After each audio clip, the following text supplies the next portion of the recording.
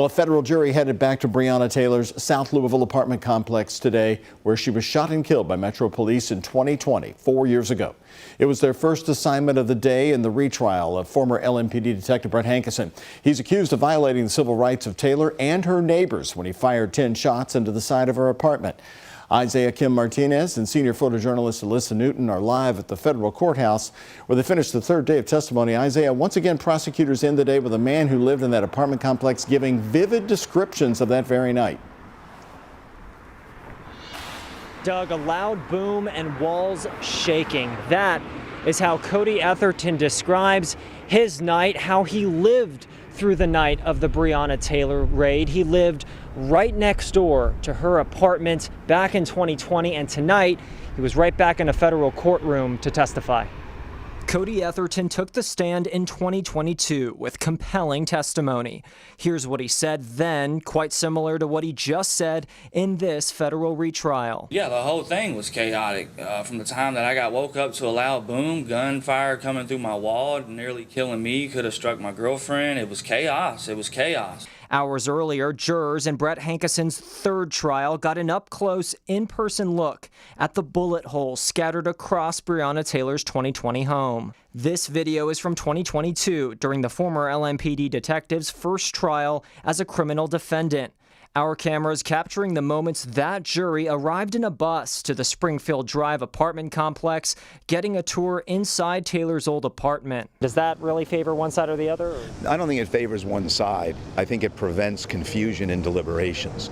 U of L law professor Sam Marcosson has been following the Breonna Taylor case since the deadly police shooting. They can all now have in their mind's eye a sense of this door was here, the other apartment was there, and how they relate to each other. On the witness stand, LMPD Chief Paul Humphrey, who led the LMPD training division in 2020, was asked for his reaction to Hankison's actions the night of the raid. He testified, quote, "It's bad. I don't know why someone would make a decision under these circumstances to fire their gun. You shoot the wrong person and innocent people die." But defense attorneys continue to say Hankison perceived a danger to his and his officers' lives, and that Humphrey can't say what Hankison saw, heard, or felt in that moment. Federal prosecutors continue to showcase a new strategy, using Hankison's own testimony from his last trial in November, when he again admits he could not see a target when he fired shots that night. So if he says or said things in his testimony that help the prosecution to paint a picture of him acting recklessly, using that testimony is an extraordinarily smart strategy for the prosecution. Well, Isaiah, another key figure in this, Kenneth Walker, Breonna Taylor's boyfriend here, fired the first shot that night, saying he thought police were unannounced intruders.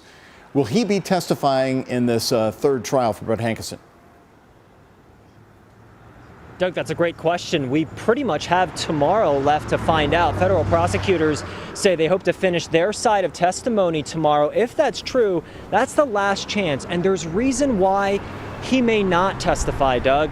We know that in that indictment, Breonna Taylor's name is mentioned, her neighbors are mentioned.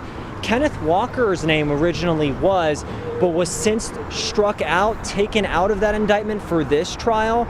So you get a sense that possibly they're trying not to confuse the jury with all the different names in this trial. So wouldn't be surprised if he doesn't testify, Doug. Very interesting to see the differences in this third trial. Thank you very much, Isaiah. At 6 and Broadway.